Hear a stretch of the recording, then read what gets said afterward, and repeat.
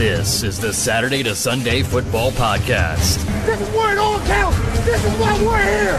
This is why each one of us are here. And now, here's your host. And we are back. This is the Saturday to Sunday Football Podcast. And welcome to another heated edition, because it is that summer. It is that summertime.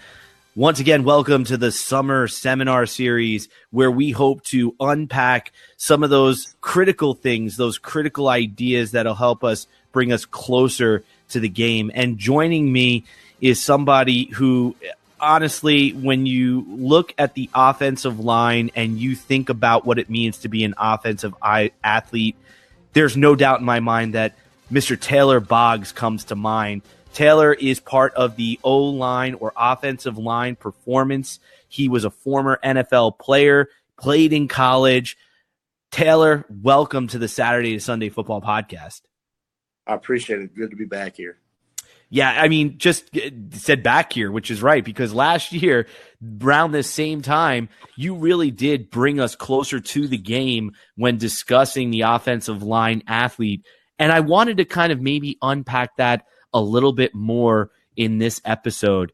And in this year's edition, we're focusing on the player problem solver paradigm, which is really something that is essentially looking to look at players on the football field, not in terms of their physical traits, but in terms of the problems that they're asked to solve on the field of play, the types of problems that they're expected to engage in on Saturday or on Sunday, and what that really means. What do those problems look like? What are the spacing difficulties, the timing? What is it like to play in unison with another teammate? Do we understand his abilities? And does that allow us to maybe use certain abilities of our own differently? All these questions are swirling this summer, Taylor, and I was wondering if you could take us inside the trenches to the offensive line athlete and that position, and talk about some of the nature of some of the problems that they're faced with. I mean, your experiences are invaluable. I turn the table over to you. Yeah, see, that's awesome. I love talking O-line. I've never been a huge football fan, but I love watching O-line. You know, I only really enjoy watching the coaches copy, so I could just focus on that end zone of the O-line. I'm not really interested in anything else. You know, you kind of, when you're talking about some of the things like with knowing what your person next to you can do and, you know, working well as a group, you kind of touched on that with when you're on that introduction. It makes me think of like that AAF league, this past league that ended up closing down. It was a really fun league to watch. I actually caught a couple games live in Arizona, and I thought the offensive line got undeservingly a lot of scrutiny for their performance. And I was like, you know, this offensive line on these teams, they didn't get an OTAs or a spring ball and a training camp and a time to get in fights with each other and time to hang out and go get O-line dinners and stuff. They literally showed up for a few weeks of training camp and played a game. And it's a lot more difficult than that. You know, it takes time to kind of build those relationships, build that trust, understand their strengths, understand those weaknesses, being able to communicate well, understanding what offenses they've been in, you know, so it takes time, like that offensive line. That part gets underappreciated, in my opinion. You know, the best O-lines I've been with were the closest groups, you know, and communicated the most on and off the field. And you know what? I mean, a couple of things that you just mentioned there, and I think these are some of the things that we don't get a chance as fans or maybe on the outside to talk about. And I'm interested to what degree they do play a role, and maybe you can give me some insight. You talked a lot about dinner and relationships and communication as being a really important thing on the field. To what degree does that really show up in a game when you're actually sitting there, you know, in the moment? It's, you know, 3rd and 3 or it's 3rd and long. Like, where do those relationships, those dinners, those conversations come in terms of communication? What does that really afford you to do in those moments? Okay, so I'll say this, like, for one, like, when things get hard, we go to a safe place, right? So you have to have, you know, an offensive line, you know, it's not the position that, you know, I think what Michael Irvin said, it's really easy, but it's a very extremely difficult position. There's nothing natural about it. You don't take a pass set when you're running from a lion. You know, there's just nothing going on. There's something we normally do. So, you know, when things get hard, we're going to look for safe mode. It's good that you can have one of your brothers or sisters, is an offensive line athlete, it's a woman and men's sport, to lean on when you get hit in the mouth, or, when you're tired, or if, hey, someone's just beating you, like knowing like, hey, when I'm struggling with this 3 take, and that center is going to come over and clean them up, because, we want to win, but also I'm not going to let my boy out here struggle like that. They're going to have to pay for that. So that's huge in it. And the better, in my experience, the better you have those friendships and relationships, the better you tend to communicate on the field. And that's why I love offensive line, like especially at the college level. You're taking guys from all different walks of life, different socioeconomic backgrounds, religions, ethnicities. You put them in a room, they become friends, and they have this great communication on the field. And that plays a huge role. So, like, hey, I can't set this guy deep right now. I'm struggling with bull rush. Maybe I'm going to jump set right now. And you telling that, putting yourself in a vulnerable position to another athlete, like say, hey, I'm struggling. I'm going to jump set right now because this bull rush is too much. You have to be comfortable to talk to people like that. So you're comfortable with the person next to you. They go, okay, you're jump setting? Cool. I'm going to jump set too. So we're on the same page. And it's not easy to be like with a guy you don't really know well, hey, I'm getting my butt whooped right now, and can you take the same set as me? You're gonna be more willing to do that and kind of put yourself out there with someone that you're close with. And and to even unpack that further, if we actually go down to, let's say, that opportunity where you had to jump set or you had to be vulnerable, are you as an athlete at the offensive line position making some of those choices and decisions with the other players' capabilities in mind? Is that even coming into play? Does that exist, the idea that you're aware of what the capabilities of the players around you are when you're making some of those decisions? Yeah, so, I mean, me personally, a career backup, I have very few starts, I had to be aware of what the starters' strengths were. I played with tackles that only jump set. Me, I don't like to jump set. I hate it. But I know that if I go in, I like to play my game. I don't play the defender. I just get to my spot and I get in a fight. That's how I like to look at it. I like to keep it as simple as possible. I'm not the most blessed athlete in the world. And me just saying, hey, get your – so, but if I'm playing with the starter and he's getting paid a lot of money and his game is, hey, he's playing aggressive, he's going to jump set or short set or however you want to word it, I have to play to that level too. I have to match it because we have to be on the same page. If I'm out there taking my normal set and at left guard and my left tackle is jump setting, we're going to get picked in TEs and ETs, and we're going to be on different levels, and it's not going to look pretty. So I go, okay, I have to get out of my comfort zone and change my game up. And the same thing, like if I go in and if I went in as a backup and I was a complete mismatch, maybe that center would say, hey, we know he's the backup. I'm going to try to put this mic point towards him so I can slide his way, so I could give him some extra help. Not because I don't think he can do it. It's because I want to give him the best opportunity to play well as a backup, But yeah, you have to be aware of what the people's strengths and limitations are around you. It's a huge part of the game. And you know what? Just to kind of even continue to build off of that, I loved how you said, sometimes it's just about getting into a fight. And even I wonder, Taylor, does it ever stop being a fight though?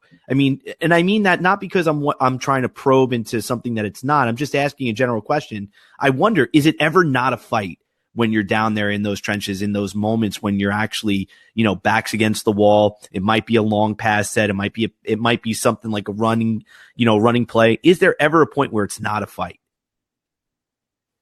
I can't speak to how for everyone on this, but for me, like, and at even at OLP, what we do, we really try to dumb this thing down.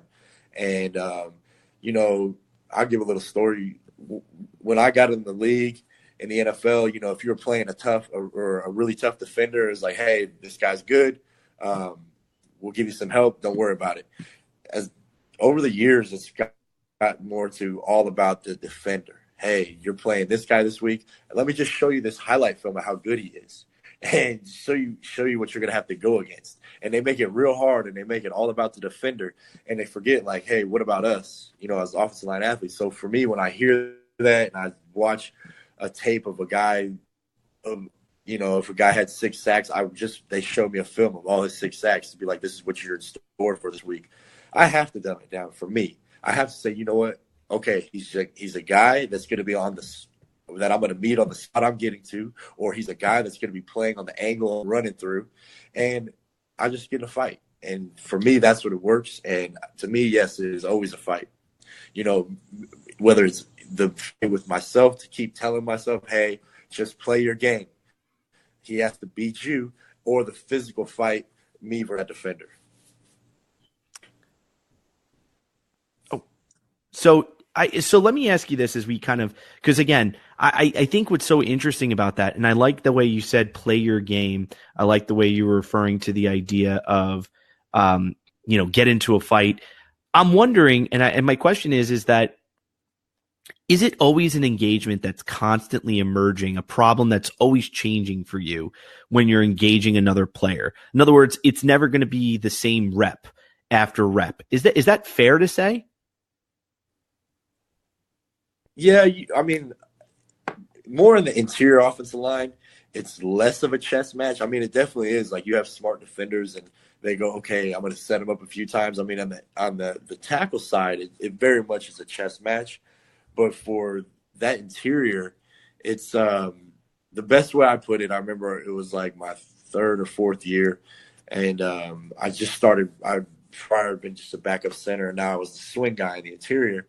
And we were playing Seattle, and I was like, hey, I asked my friend, Manny Ramirez, who's an amazing person, amazing mentor, amazing pro, played 10 years, just awesome all around. I was like, hey, how are you going to set Michael Bennett? And I was like, you're not going to jump set him, are you? Because Manny was a very aggressive player. He jump set. That was his game. And I was like, you're not going to jump set Michael Bennett, are you?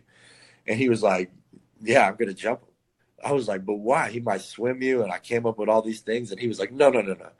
He's got to beat me at what I'm good at. I'm good at jump sets. So I'm going to jump set. And he was like, you don't like jump sets. So if you get in, set him the way you like to.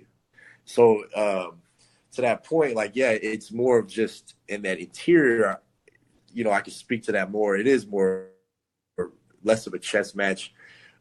There's just more noise going on there. It's more of a, constant engagement. There's slides. There's more double teams. That outside stuff, what they have going on out there, those DNs, just talking and listening to them, they will, kind of work it where they're not playing as hard. Maybe it's not a fight, but they're just trying to set something up for maybe the third quarter in the first quarter. So, but in the inside, it's a little different. It is more engagement. So, and I think that's so interesting. When you take that, now, if we kind of take this discussion and this kind of lens that you have on the offensive line, this kind of almost controlled chaos kind of going on, where and how do other factors kind of play into the way engagements unfold? Whether it be, down, distance, score, do those things come into play in terms of how maybe your intention on a particular play call might change? So if it's like a 3rd and 3 in a tight game, and we really need this first down to maintain the drive, does that add a different layer of kind of let's say intensity to the engagement that's about to ensue? Or is it something where you're just trying to stay on your feet because everybody's tired too? Because that's fair too, I think, in some ways. Yeah, that's a really good question. So, and I haven't really thought of it like that way. So as a backup, every year in the camp, I came in as a number 3, no matter what team I was on. Even if I made the team the year before, for whatever reason, I'd start as a number 3 and have to work my way to 2 and to make the 53. So every rep for me, it had to be all out. That's practice included. Like, it had to be, I had to play game reps all day. So not necessarily like, oh, this is a critical or crucial moment would turn up my intensity. Things that would maybe change is, hey, we're in empty right now. This team likes to run a lot of pressures. I'm going to have to maybe I'll change my stance that's more conducive for me to set real deep so I can see this blitz that's coming from the other side. I can get a little more space. I'll get a little pre-snap alignment where I'm off the center a little more so I can just get that little pre-snap space. Or, hey, if I'm at center and it's 3rd and long, and it looks like they're going to run a TT, or I know that's what they do, I might have a stagger at center. So I would do things like that. There's situations in the game that would change, but not to me every moment. Even in just the way maybe I was wired. Like, I was on JV as a junior in high school, so my senior year, like I had a lot to prove. When I finally made varsity, and then in college, like I didn't make my team the first year. I went to Humboldt State, so all those plays I always had a lot to prove. And then being a camp body, and I made it out of camp several times on the 53, made it out alive, so to speak. So it was game reps. So it was always critical for me. Even if taking a knee, it'd be like, hey, I don't want them to push me back just in case they're trying. You know what I mean? So yeah, there's definitely things that did change how I play, but not the intensity. Yeah, and I think that's a really wonderful thing that you alluded to there. You alluded to a couple things in terms about how even you would vary certain elements of your stance, or even certain elements of maybe the type of approach or angle you might take on a particular player. Is that something that is frequently changing or being affected rep to rep? Is that something that you may be doing as the play unfolds? Are offensive line athletes constantly kind of keeping their mind and body in that moment and changing maybe as the play unfolds, or even as the next play unfolds? Is it really that active in engagement? Because the way I see it, it seems like the narrative is rep after rep. There's a technical model to how you should move, and that technical model of movement doesn't really ever change. There's a right way and a wrong way. But it sounds like there's more gray area there. Is that fair? Yeah. So in regards to proper movement and efficient movement and effective movement, there is a base set of principles. It is it is rooted in starting with a proper stance, understanding how to put force to the ground.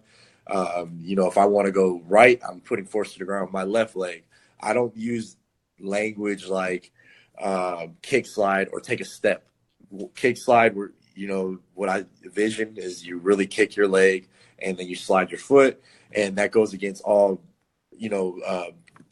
proper knowledge of proper movement and based in biomechanics and physics. It has to start with force. I don't use words like step because it's too passive, because, we're supposed to, if a defender's told to fire off the ball and the offensive line athlete's told to take a 6-inch step, it already puts us in like a bad position. I'm like, it just sounds weaker right there. So I think we're athletes too. So I always say drive. I put force to the ground. So yeah, the principles of movements are all rooted, it's all movement is rooted in some fundamental principles, and that doesn't change. But yes, in regards to like, hey, I need to get deeper. I need to stay more square, or, I don't want to get picked in this game. So those kind of things play to play. It does change your angle. Even the type of pass rusher you have, like that changes your angle. Like you're not going to set Haloti Ngata the way you're going to set, I'm naming retired players, but you're not going to set Haloti Ngata the way you set Michael Bennett, or you would set, so in Tampa, you wouldn't, or let's just say you're not going to set Aaron Donald the same way you would set a giant plug two-gapper, So those kind of things change. Your angles do change.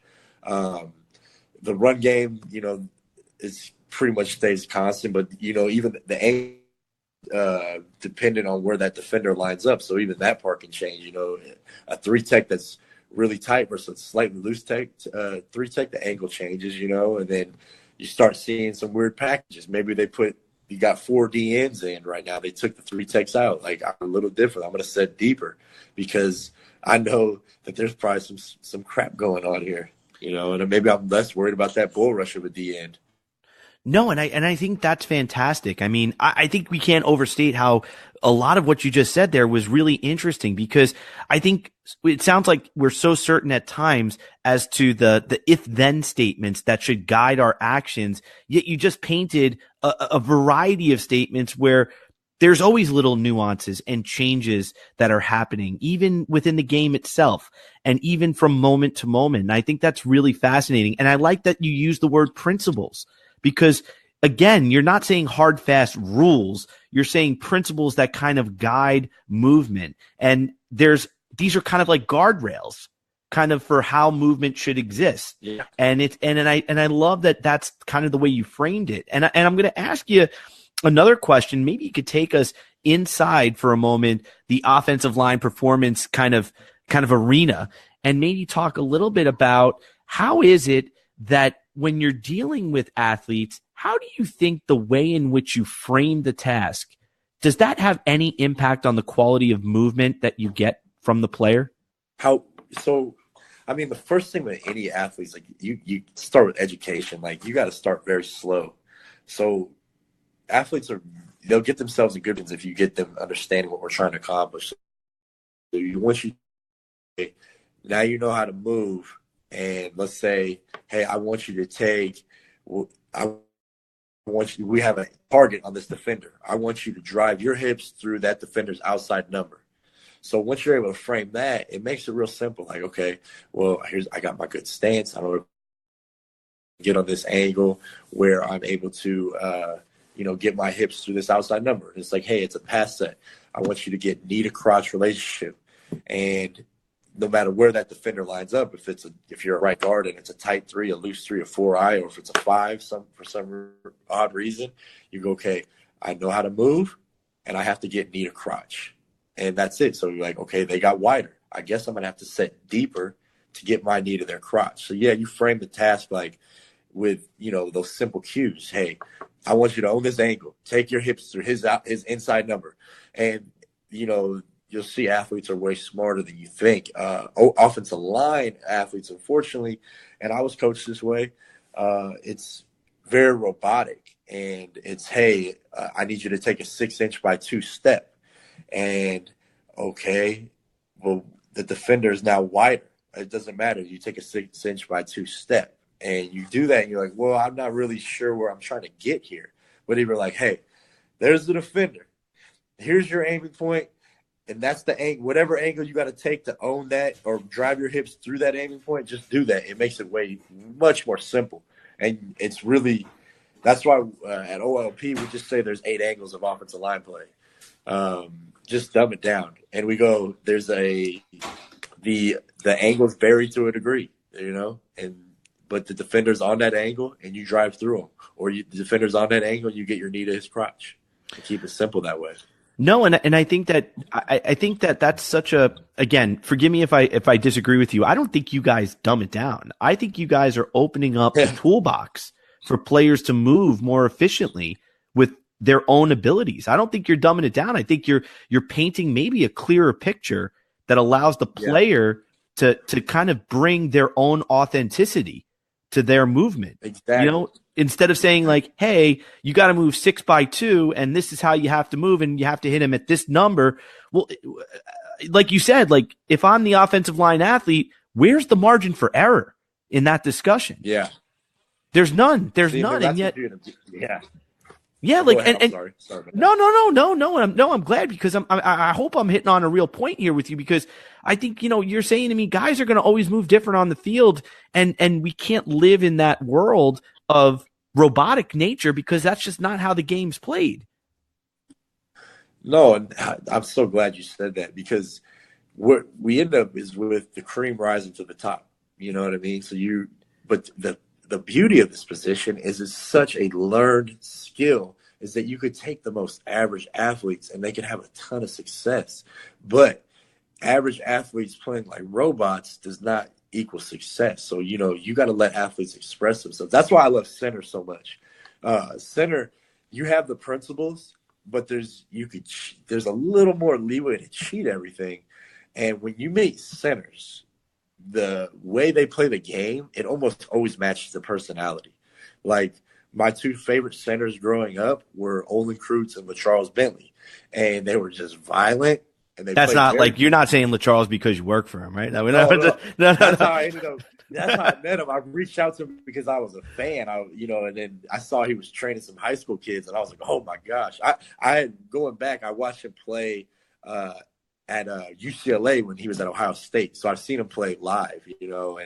But if you meet them, they're very intimidating guys, like Olin Kreutz and LaCharles Bentley, and they play a very different way, but they have the same intent, and they move people off the line of scrimmage, and they're personalities absolutely showed on the field. And you see that with centers. It's a little different at the other positions because you have, there's a lot more. There's a little more rules you have to stick to. Like center, you could really get away and really express yourself. But that's the point is, like, offensive line athletes, we're still athletes. Let us express ourselves, you don't tell other positions. They don't even tell D-line, I want this 6-inch step and all this roboticness. Like, hey, that's not sports. Like, and you're taking away the opportunity from average athletes by standards of like speed and jump height and strength. You're taking away their chance of actually really fitting in and gaining some real confidence and like getting some of the things this game has to offer people outside of football. No, and I love that you talked about movement as a means of expression and how different players express themselves differently, and you can see that in their movement. So let me ask you a little. We'll go a little metaphysical, and then we'll bring it back, to everybody, to something more concrete. Yeah. But getting a little outside maybe our own bodies for a moment. You talked about LaCharles and you talked about Olin Kreutz in there and how their style of play matched them. How can you unpack that maybe a little bit further? And what do you think your style of play? What does that say about you? And is there a connection, and what connection would you be able to do? I mean, listen, this is not Barbara Walters. I'm not trying to get you to cry here. So I'm just asking you because I wonder, because I do believe movement is authentic. We do believe that movement is authentic to the athlete. How do you think that does reflect now, knowing LaCharles, obviously, and then obviously, how did your play reflect it? Yeah, so I mean, those are Olin, LaCharles. Those are two intimidating guys in person, but their film is intimidating. They are, you know what I mean? And you could just tell they work hard and they play hard because just the way they're really trying to finish people within the rules of the game, too. They're not cheap players. And you know what? Those are guys in life. They don't take any shortcuts or anything. They just work, and they're intimidating. You meet those guys, they're pretty, just shaking their hand. You can see like, hey, this, if I had to fight these guys, hopefully I would never have to. It would be a long day or really short for me. You never know. But like with me, I mean, I know what I am. I'm an average athlete. I'm an underdog, and I own that. I took responsibility for that, and I took a responsibility to overcome that. And you can see that on my film. I play really hard. I play through the whistle. I try to get guys on the ground. I'm really small, but I'm really strong, and but it shows up on film. Like,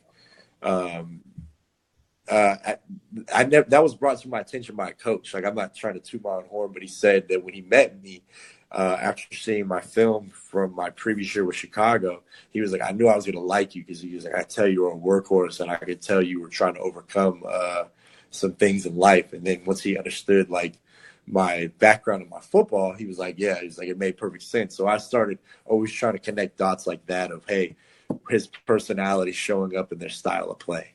No, and I think that what you're saying, and the reason why we're unpacking this as deep as we are, is because I do believe that when you really think about sport and you watch offensive line athletes or any position on the football field, that their movement does represent them in some way in terms of who they are. Maybe it's not, I'm not talking about who they are character-wise, integrity and all that. We don't really know those answers, but there is something elemental about the way they move, how they decide, what choices they make, the way they behave, that says something about their quality of play that goes, just beyond the technical and tactical elements that are the game of football. I mean, is that fair, or am I reaching here? No, I think you're spot on. And because I get annoyed by, the combines and stuff, especially like at the high school level. It seems like everyone's going to a camp. The film tells the story. The film, and then you go meet the person, the child or the NFL player, whatever.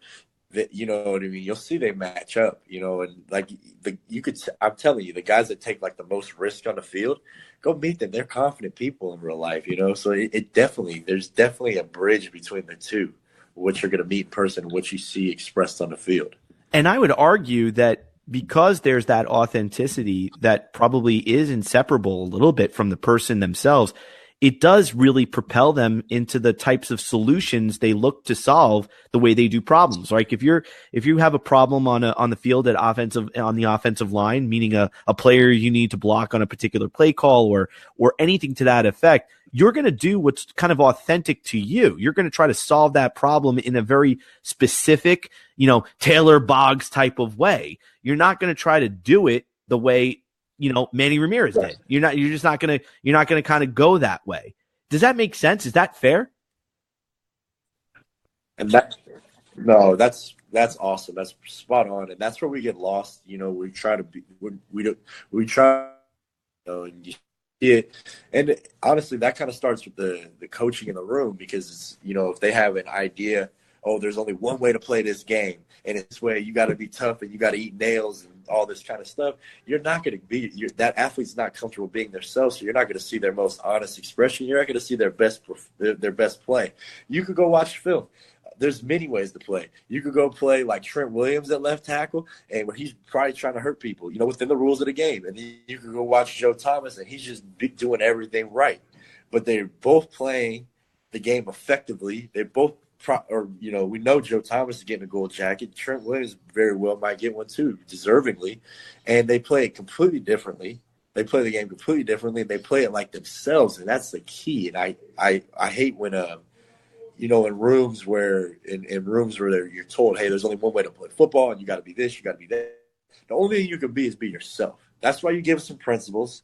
And like I said, you dumb it down. You said we make it a little, however you worded it first, but we dumb it down and give them the principles of movement and let them be themselves. And then film will show it. And when guys are being themselves, they'll play their best ball. And this is where, as we kind of get to the end of our episode, I want to kind of maybe bring this to some takeaways for the audience, because we really did have a very big discussion here. And I think that there's a lot of things, a lot of different directions listeners out there might want to go in terms of not just applying this to their, evaluative process, but maybe just applying this to what they're seeing on Saturday and Sunday. When they're watching players and they're watching the way they solve problems on the field, whether it be on the offensive line or otherwhere, or in other places, it seems like you're saying to me, we've got to really be aware that players are going to solve problems differently. Is that true? Yeah. We even if the task is the same, even if you got to block the same guy, you're going to solve them differently. Yeah. I mean, Kevin Mawai just got in the Hall of Fame, and he doesn't do anything like any other center prior to him in the Hall of Fame. That's an extreme example, but we get way too over what we can actually control or coach. It's, hey, you can do everything. You can teach them everything up until contact. And the contact's up to that player. That's the fight part that I talk about, the fight. Obviously, you want to be like, hey, keep your head up and be able to see what you're hitting. But, don't duck your head because of the safety implications and stuff. But other than that, like, you can only get them in the best position possible. And the rest of that, let the player express themselves, solve their problem, finish it, get the fight, however you want to word that. And let me ask you then, so if we kind of talk about, just to kind of begin, drill down, or not drill down, but maybe take a helicopter ride up to the big 35,000 foot view here. If I'm going in and I'm watching, games this upcoming season and I see a pass play, are there general principles that could help me understand the problems that an offensive line athlete might be facing on passing plays? Is there general principles that may help me better understand their task? Obviously, we don't want to get beat, but what does that mean? Like, is it like we don't want to concede space, we don't want to lose ground? What would be some of those general principles that might guide the offensive line athlete on, let's say, a passing down? I mean, there's so much going on in a play. Like, if you're on the road in the NFL or in college, like these college teams. I played at a small school, Humboldt State. We had like 5,000 fans if we were lucky. So it's, I could hear.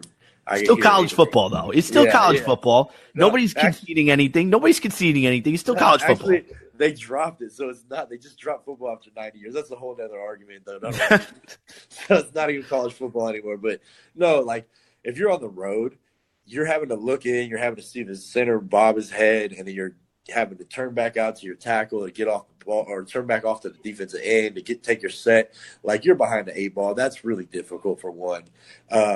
If your left tackle gave up pressure, you're running and you're that right tackle and your quarterback's going to have to start running right, a lot of times you end up giving the sack on a great set. Like you won, but because one person gave up pressure, the sack's on you. So like there's so much going on with why it's a sack. Hey, the running back or everyone was covered and we were blocking for 4 seconds and now there's a sack. That's not necessarily the O-line. That's a team thing, you know.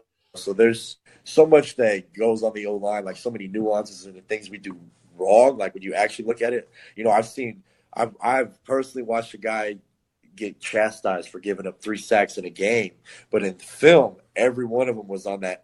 It was the right tackle, and every one of the sacks was actually given to the left tackle because it was his pressure that forced the sack, you know. So there's so much going on in a given play like that we're going to get scrutiny for, and you know, I guess we're built for that. We definitely have the shoulders for it. Well, no, I think this is fantastic. I think there's tons of gold here in terms of understanding how all these little nuances play a role in really shaping the problem that each play kind of has on the field for each player. You know, it's never the same problem. It's never the same, you know, set of circumstances, and everybody's trying to adapt in those moments. What about the run game? What about the run game? Are there any, like, you know, what were your main principles when you approached the run game? It's the same thing. Like, you know, I got my stance. Everything I did was start with stance. And for everyone here, we always like, hey, the stance is the most important. It's kind of crazy. Like we have, football's an old sport, and we haven't been able to agree on what a proper stance looks like in offensive line play. Everything we say is rooted in biomechanics and physics, so what we build the stance on, and everyone's is slightly different because everyone's slightly different build, perfectly imperfect in their own way. And but for me, it's the same. I get my stance.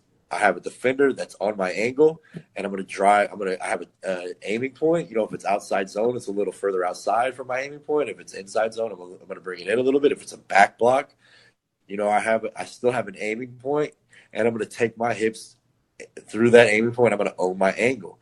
You know, and I like to look at it as like, you know, with the zones, whether it's outside or inside zone, I'm matching the angle that running back's going on. You know, so the O-line, the run game is it's so much a system because your angle literally has to match the backfield's angle.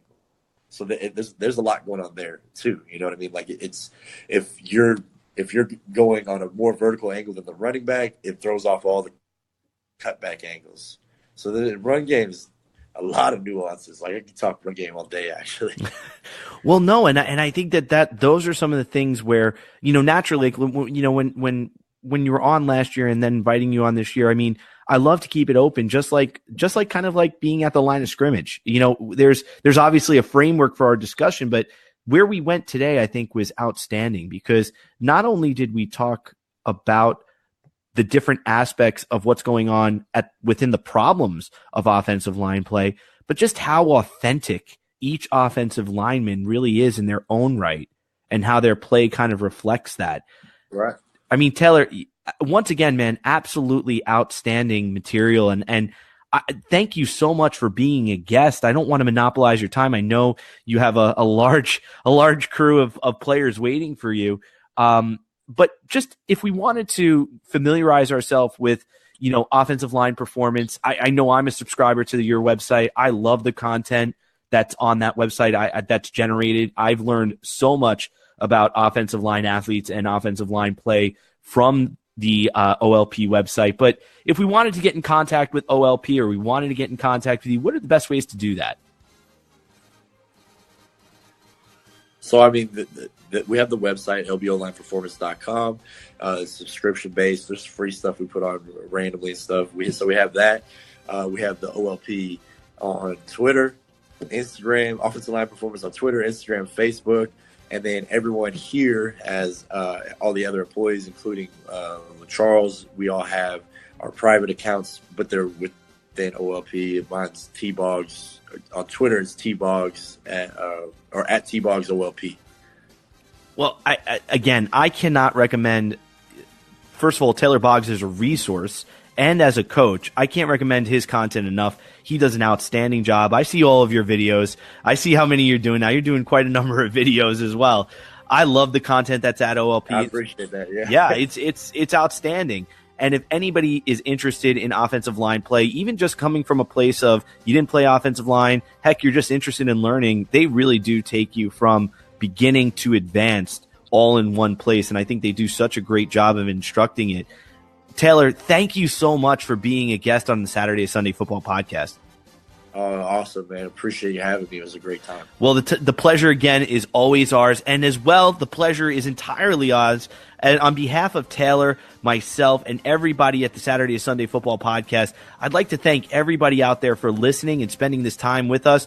I hope this discussion has shown you kind of maybe some of the problems on the offensive line and what they're dealing with on a lot of different levels when they're engaging. There is no specific way or technical model. There's this kind of dynamic that's constantly unfolding, and I think Taylor did an outstanding job giving us a glimpse into that.